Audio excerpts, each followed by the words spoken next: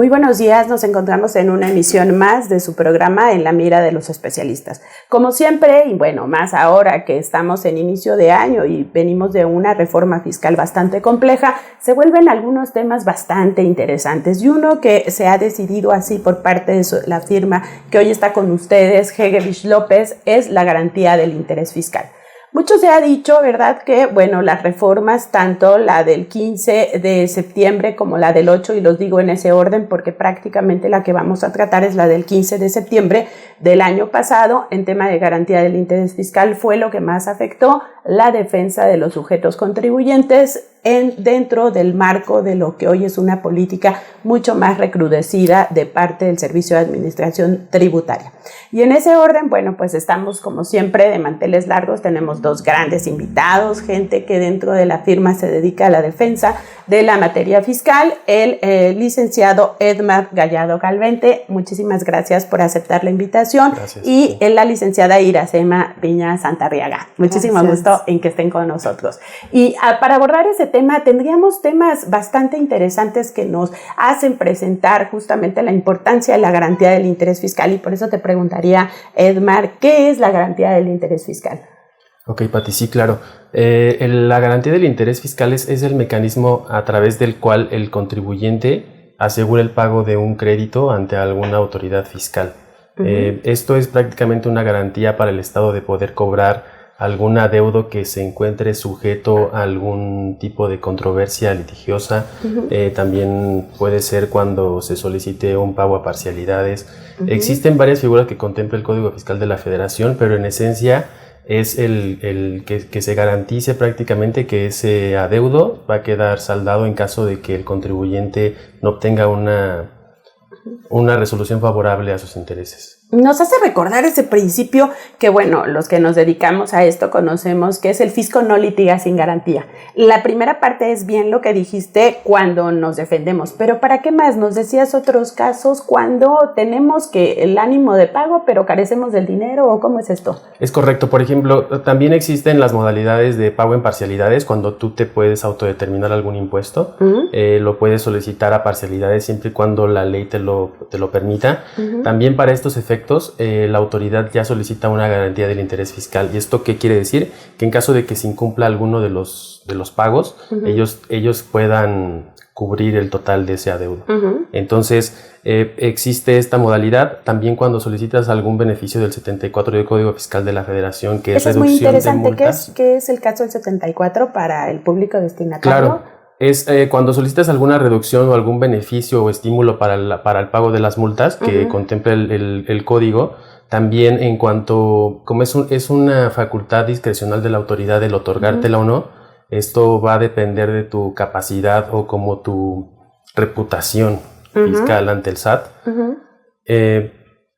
En cuanto se resuelva, tú tienes que garantizar también el cubrir ese adeudo, ¿no? Okay. Y lo dices muy bien, porque, bueno, cambiamos de un contexto en la pasada administración de la llamada condonación, que era la del 74, a la reducción. ¿Ahí qué pasa? Porque lo dices reducción. ¿Sería lo mismo que la condonación, que te pudiera llevar al no pago de la multa? Porque aquí ya no es el adeudo de lo que debas de tus impuestos, sino una sanción que te impone el Estado, ¿no? Claro. Pues bueno, prácticamente en los sexenios anteriores se manejaba el tema de condonación, porque se condonaba prácticamente también la contribución con los accesorios, ¿no? Que era la multa, las actualizaciones y recargos. Entonces acá obtenías un beneficio hasta del 90% de tu total del adeudo. Entonces eran beneficios bastante buenos en aquellos tiempos. Que realmente se pueden seguir viendo como la condonación, nada más que le cambiaron el nombre, ¿no? Sí. Y por eso llama la atención que lo digas tan técnico, la reducción, ¿no? Sí, porque ahora lo hacen, lo redactan de esa forma, porque como tal ya la contribución no puede ser reducida, sino que la multa se puede reducir hasta no recuerdo si hasta un 90% como máximo, pero sí como tal no le llamamos el tema de condonación, aunque pudiera asemejarse el tema de que pues es un beneficio para el contribuyente, pero no es un beneficio Tal vez ahí está como... De lo que antes era el perdón fiscal, que lo conocimos durante muchos años, pero que por una política del gobierno que ya no quería las grandes condonaciones que se habían hecho a grupos televisivos sobre todo y que al anterior titular le molestaba mucho, entonces pues le cambian el nombre. Pero el contribuyente a pie pues lo conoce mucho como la llamada condonación, ¿no? Creo que a veces es un poco difícil quitar esas formas como estábamos acostumbrados antes, ¿no? Así es, pero como bien lo mencionas, sí existen beneficios al contribuyente como este tipo de reducciones, ¿no? Y entonces para solicitarlo también tengo que ofrecer garantía del interés fiscal. Es correcto, sí. Okay. Entonces, porque tiene, no como tal vez te pueda sujetar al periodo de los 3 meses que tienen para dar respuesta, pero en el periodo en el que te resuelven si eres sujeto a esta reducción, tienes que garantizar el interés fiscal Muchísimas del 100% gracias. de tu multa. Y ahora, Iracema, ¿qué tenemos de novedades para este año? Porque eso es lo que a veces nos espanta. ¿Qué pasa con la garantía para este año? Tenemos, de conformidad con el artículo 141 del Código Fiscal de la Federación, se aplicaron nuevas formas que son 6. Primero hablamos de un billete de depósito que es emitido por instituciones autorizadas. Después hablamos de una carta de crédito emitido por instituciones autorizadas por la Comisión Nacional Bancaria de Valores y que se encuentran registradas con el Servicio de Administración Tributaria. Prenda e hipoteca. La prenda estamos hablando excepto de bienes intangibles e hipoteca estamos hablando de los bienes a excepción de los bienes de predios rústicos. Después podemos seguir con la fianza, que es otorgada mediante una afianzado institución obviamente autorizada, que debe de contener ya el sello digital, la firma electrónica y que sea un documento digital, que siempre nos lo están pidiendo de esa manera, en su momento cuando se aplicaba. Se aplicaba. Y digo aplicaba porque antes íbamos más en ese aspecto. Nos determinaban un crédito fiscal y lo que hacía la autoridad y el más bien el contribuyente era emitir una fianza. Porque tenías una posibilidad de ¿qué? De elección. De elección. ¿Y ahora qué pasa? Ahora ya no. Después de la fianza puede venir la obligación solidaria mediante un tercero y por último el embargo en la vía administrativa. Ahorita con estas reformas lo que pasa es que primero debe de haber un billete de depósito.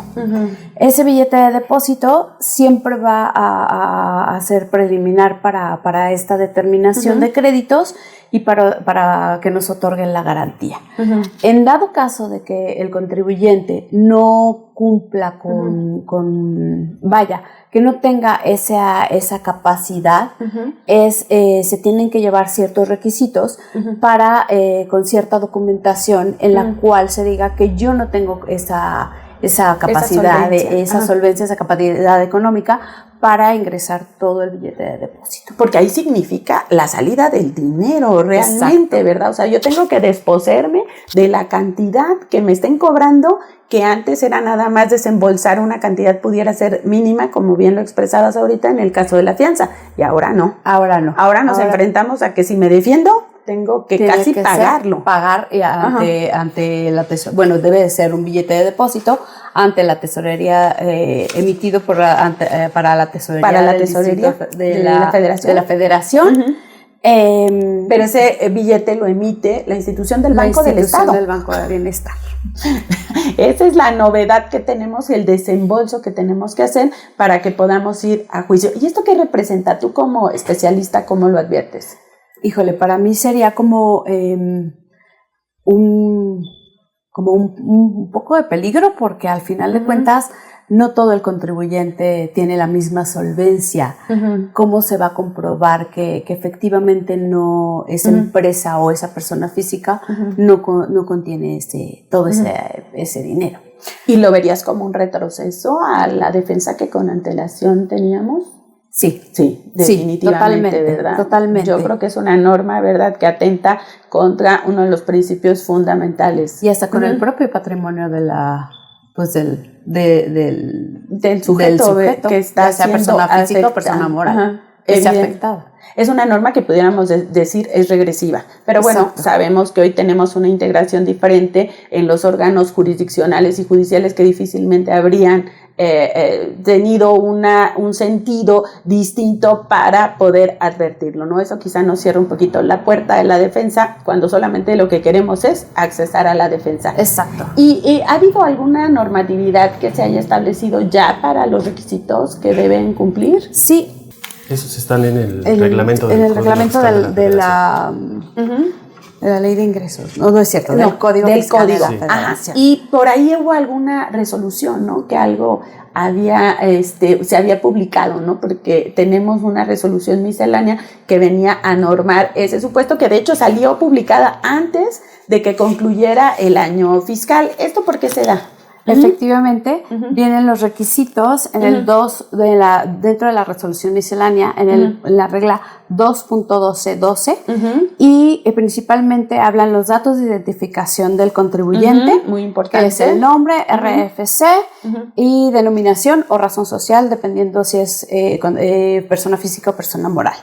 Después viene la fecha de emisión con número de folio elegible y la firma autógrafa del funcionario. Ah, ok. Después, estar emitido a favor de la Tesorería de la Federación. Lo que ya nos había dicho, ¿verdad? Porque el receptor al final es la TESOFE. Así es. La nomenclatura del importe del crédito debe ser con letra y con número. Y por último, los datos de adeudo que se garantiza. Esto es el número de la determinante de crédito. Porque así es como lo tiene en su bóveda de créditos el SAT para hacer exigible justamente ese crédito. Pero esa norma fue para los casos de amparo, ¿verdad? ¿Por qué razón? Porque la reforma salió antes, ¿verdad? Vemos una reforma publicada el 16 de octubre que fue anterior a la reforma que entraba en vigencia hasta este 1 de enero. ¿Tú considerarías que estas reglas serían como aplicables, aunque traiga específicamente la norma que solamente es para amparo, o entenderías que ya? Fíjate que anteriormente, para emitir lo de la garantía, nosotros presentábamos un formato que era el 134 del Código Fiscal de la Federación, bueno, la regla. Y en este formato te venía igual, nombre del contribuyente, persona física, persona moral, domicilio, personas autorizadas, que era si metías fianza, prenda, embargo en la vía administrativa, te venían todos los requisitos, y a su vez también te decían, por ejemplo, si se trataba de un embargo en la vía administrativa y ofrecías un inmueble en garantía, nos pedían el avalúo. Nos piden el avalúo. Y de igual forma, hasta el último, nos piden el importe y aparte el número de la determinante de crédito que se refiere a ese importe. O sea que sí vemos un cambio fundamental en la defensa, ¿verdad? Porque ahora que el sujeto contribuyente cuando se defiende, pues tiene que pensarle si vale la pena o no, porque tiene que desembolsar prácticamente el dinero. ¿Y esto es para todos los medios de defensa en materia fiscal o para algunos aplica y para otros no? Para algunos aplica, sobre todo, por ejemplo, recurso de revocación, siempre y cuando se presenta recurso de revocación y tenemos 6 meses para garantizar. Eso es súper importante lo que dices. ¿Y eso quién nos lo dijo? Porque la ley, digamos en el caso del ordenamiento que se ocupa, que es el código, no. Eso se encuentra dentro del 29º de la ley de ingresos. Es una sorpresa. Entonces el sujeto hoy tiene que voltear a ver todas las disposiciones y ese qué beneficio efectivamente nos da. Bueno, se presenta recurso de revocación dentro de los 30 días que se tienen a partir de la notificación de la determinante de crédito. Se presenta presentando el recurso de revocación, tenemos 6 meses para presentar dicha garantía. Que si dentro de esos 6 meses se presenta, se hace la resolución, sale de ese recurso de revocación, lo que tenemos que garantizar es dentro de los 10 días. Ok, entonces sí me permite gozar todavía como de una extensión del beneficio de lo que antes estaba, por efecto del 29º transitorio de la ley de ingresos, que me deja, digamos, como un colchoncito, más o menos, ¿no? Digo, no me premian tanto, pero no es tan inmediato si acudo a la revocación porque me da 6 meses. Y ya Edmar nos decía de un plazo para resolución, ¿no? Que sería el propio plazo del 131, que puede la autoridad resolver el recurso de revocación dentro de ese plazo, claro. Y en el mejor de los casos estaré en 4 y estaré dentro de los 6 meses, que pudiera irme con una resolución. Quizá no sabría ahí qué tan favorable o no, pero cuando menos esos 4 meses tendría para resolver, incluidos dentro de los 6 que ahorita nos mencionas. Entonces, es de las pocas cosas que tenemos. Sí. Otra de las cuestiones es recurso de inconformidad ante el Instituto Mexicano del Seguro Social e Infonavit. El artículo 144 del Código Fiscal de la Federación es muy claro en decir, en tanto no se resuelvan estos recursos, no habrá obligación de garantizar. O sea que la reforma nada más fue muy atingente a la materia fiscal de la que es acreedor el SAT. O sea, para los casos no trastocó la ley del Seguro Social en su recurso del 294, ni tampoco se fue al caso del Infonavit, cerrando la puerta de que, como habíamos dicho, el premio que habían mencionado hace un momento era de que si yo impugnaba, podía gozar de esa oferta de no garantizar interés fiscal mientras no concluyera el medio de defensa. Y entonces aquí vemos que nada más se metió, digamos, en el mundo del Servicio de Administración Tributaria y deja intocado los otros recursos que no dejan de ser fiscales. Exacto. Claro. Importantes, ¿verdad? Entonces, bueno, ya armonizando esto más lo que tú nos comentas en el caso del 29º transitorio de la ley de ingresos, pues cuando menos tenemos algo que nos atempera. Sí, ¿no? Claro. Aunque sea poquito, pero algo nos ayuda. Y los otros 2 casos, porque veíamos que la reforma del 15 de septiembre también afectaba el caso del juicio contencioso administrativo y el caso del amparo. Para estos, bueno, la regla que ahorita ya nos dijiste, ¿verdad? En el caso de la garantía tiene que ir vinculado, pero también esa reforma pues viene un poquito a cerrar las puertas de la defensa, ¿no? Que realmente vemos que hoy la defensa debe estar construida sobre una base distinta. ¿Qué recomendaríamos al cliente entonces? ¿Vale la pena irnos al recurso aún, considerando estos 2 elementos o no? ¿O disgrego con el caso del medio de defensa tratándose de Seguro Social e Infonavit? Para mí, en mi opinión, sí sería bueno irnos todavía al recurso de revocación. A final de cuentas, sí existe un poco de un colchón, como bien lo dices, para poder garantizar, para preparar si el contribuyente no tiene esa solvencia. Bueno, podríamos empezar a preparar hasta dónde podemos poner el billete de depósito y con eso seguir con los subsecuentes con las demás garantías para ver qué es lo que nos convendría más. Entonces, cada sujeto tiene que hacer su propio planteamiento y su checklist interior para saber su propia capacidad y medir en función a eso la elegibilidad o no de una defensa. Así es. ¿No? Agregando un poco también lo que dice la licenciada, también hay que valorar la cuestión del litis abierta para el tema de presentación de pruebas, ¿no? Porque prácticamente es una instancia a través de la cual la revocación o la inconformidad, donde se pueden aportar pruebas que se van a ser prácticamente analizadas dentro de un terreno más neutro, ¿no? Digámoslo así, que es el Tribunal Federal de Justicia Administrativa. Entonces también hay que considerar esta parte, que es importante, o sea, independientemente del tema del desembolso económico o el gasto que tendrá que hacer el contribuyente, se tendría que valorar también las cuestiones de probanza que existen a efecto de desvirtuar lo determinado por la autoridad. Es muy interesante lo que dices, ¿no? Porque si lo veo aislado, el tema de la garantía parece que ahí estoy satanizando y decir, ya, aborto la misión en el caso de la interposición de la revocación. Pero la interpretación jurisprudencial en el caso del principio de litis abierta que establece la ley, si yo no aporté las pruebas dentro del procedimiento de origen, mi única oportunidad es en el medio de defensa de la revocación. Entonces, por diseño de impugnación, necesariamente lo tengo que ver, a pesar de que no me dé los beneficios de la garantía del interés fiscal, porque tengo que aportar las pruebas para que en la segunda elemento, no quiero llamarla instancia porque no es así, la primera instancia que propiamente es ante un tribunal, que es el juicio contencioso, ahí pueda justamente abordar en el análisis de las pruebas, pero porque fueron presentadas en la revocación. De no hacerlo así, prácticamente me pudiera quedar sin sin defensa. Es correcto. Adicional a esto también hay un punto importante. Nosotros en la defensa, cuando presentamos alguna revocación, hemos obtenido favorables para efectos.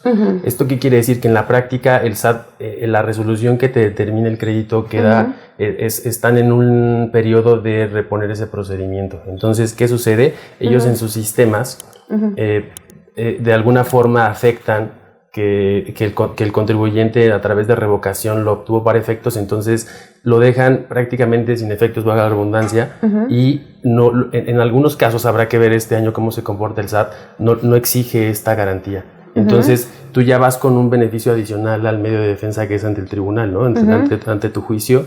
Ahí ya prácticamente no hay materia de la cual se pueda garantizar, ya que en la revocación se obtuvo para efectos. Entonces se deja sin efectos prácticamente esa que determinen porque ellos tienen que complementar. Como que existe un tipo de limbo, ¿sabes? Como que se queda ahí la resolución sin efectos, entonces tú la puedes seguir impugnando, pero ante el tribunal ya no te está como... No aplican una medida de cobro los del SAT. Como que queda ya como bloqueado, por así llamarlo, en la ejecución, ¿no? Porque todo esto pues va dirigido a paralizar el procedimiento administrativo de ejecución, ¿no? Ahí pudiéramos decirle a nuestro público de qué se trataría esto de hacer efectivo el PAE, porque digo, la garantía justamente es para detenerlo, ¿no? Sí, esto es muy importante porque prácticamente lo que el SAT... cuando inicia el procedimiento administrativo de ejecución se va por lo más fácil y por lo más oneroso para el contribuyente, que son las cuentas bancarias, que prácticamente es paralizar la parte operativa de la empresa, porque para ellos es muchísimo más fácil mandar un oficio a Comisión Nacional Bancaria con el fundamento del procedimiento administrativo de ejecución en caso de que no hayas garantizado el interés fiscal. Y ahí prácticamente es una muerte civil para el sujeto, ¿no? Es porque correcto. Ya no tiene el dinero y tiene las cuentas, pero no puedes poner de ellas. Exacto. ¿No? Y ahí vulnera ¿qué? Pues un derecho de propiedad, ¿no? De uso, goce y disfrute de la cosa que realmente no lo tienes, ¿no? Es correcto. Entonces, ahí en esos casos, cuando prácticamente el SAT te manda una ejecución, tendrás que hacer una sustitución de garantía. Y entonces en la sustitución de garantía se complica porque tendrías que acreditar prácticamente, como bien todos lo dice, los casos que nos dijo liquidarlo. Iracema, ¿verdad? O sea, ahí tendría que ir escalonadamente e ir demeritando cada uno de los supuestos para poder llegar a una prenda o una fianza, ¿no? Cosa que con antelación no se hacía, ¿no? Es correcto. Entonces sí vemos un escenario de defensa muy diferente de los años anteriores. Ahora, algo que quisieran agregar, o sea, digo, a veces la visión que tiene uno de la defensa quizás se queda un poquito corta. Ustedes que han estudiado tanto el tema, ¿qué habría adicionalmente?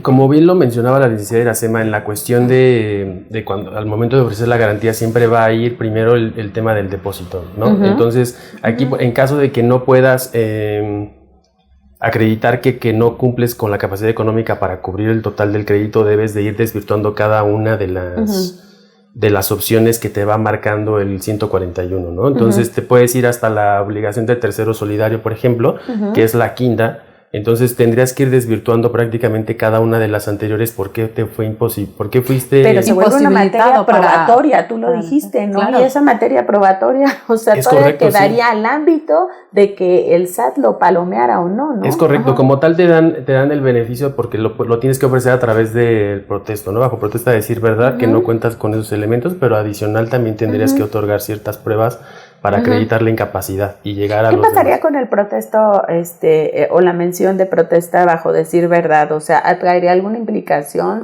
para el sujeto que lo hace valer sin la debida precisión de las consecuencias? ¿Qué podría traer en su mundo? Como tal sí tendría una consecuencia el hecho de que manifiestes bajo protesta de decir verdad información que haya falsedad de declaraciones, ¿no? Entonces también se puede ir a una cuestión penal, que eso es lo que hoy vemos como una política del Estado que ya no rebasó los elementos sancionatorios, pasa por los elementos represorios. Yo me acuerdo mucho que se le llamaba al derecho fiscal un derecho represivo, y ahora estamos en una fase que he visto que le llaman intimidatoria. ¿Será esto un tema intimidatorio también? Por eso es importante hacer el análisis de cómo vamos a ir degradando y hasta dónde se puede llegar con la garantía, porque y si no es solvente, pues tenemos que ir descartando.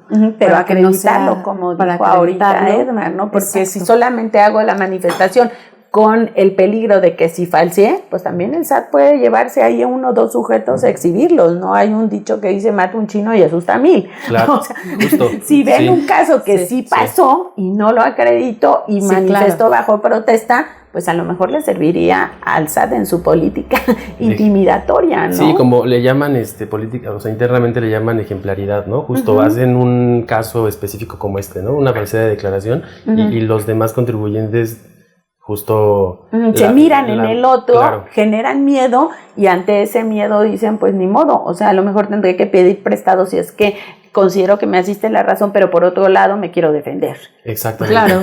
No, ya no le arriesgo tanto como estaría el tratamiento de ir descartando cada uno de los supuestos establecidos y llegar al último. Exactamente. Hay un punto importante que me gustaría hacer una acotación, es el tema de en varios litigios que hemos tenido también el contribuyente ha optado por pagarlos, ¿no? Inclusive antes del tema de las reformas.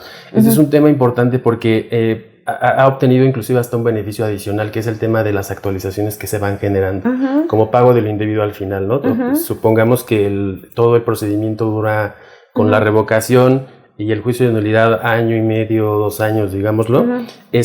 Al momento de tú realizar el pago se va generando una actualización hasta la fecha de la resolución. Entonces hemos tenido algunos contribuyentes que hemos ganado los juicios y que al momento de recuperar esa cantidad pagada indebidamente tiene un beneficio de intereses, ¿no? Genera una actualización, entonces ya su monto si era de 100,000, ahora es de 200,000.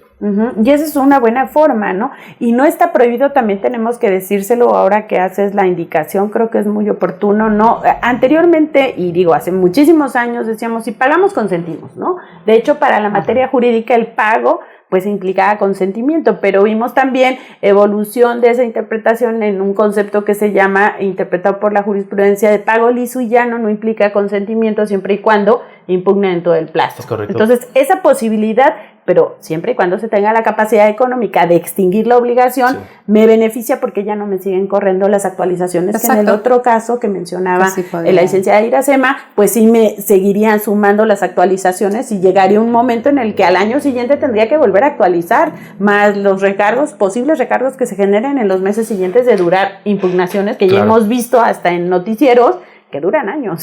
Claro, sí, justo también esta es una de las cosas que contempla la ley desde tiempo atrás, la cuestión de la actualización de la garantía, porque tienen de vigencia 1 año. Entonces prácticamente es algo que también tanto el contribuyente tiene la obligación de actualizarla pasado este año y la autoridad puede requerirla en cualquier momento en caso de que no se haya actualizado. Y para ello procederá también el embargo de bienes, como lo mencionábamos, que prácticamente la práctica siempre son las cuentas bancarias, ¿no? Porque es lo más efectivo, es lo más rápido, no tiene que ir al registro público de la propiedad, basta, y además, digo, Hacienda controla a las comisiones, tanto la Nacional Bancaria y de Valores como la de Fianzas, y le obedecen, porque si no, hay sanciones. Emiten el oficio, se va a Comisión Nacional Bancaria de Valores, y a los 3 días más o menos difunde con las instituciones del sistema bancario. Exacto. Por eso era tan importante el elemento que mencionabas del RFC, porque mandando el RFC, pues basta que haga el oficio y entonces determinan y mapean en todas las instituciones del sistema bancario mexicano donde tiene cuentas, y ahí mandan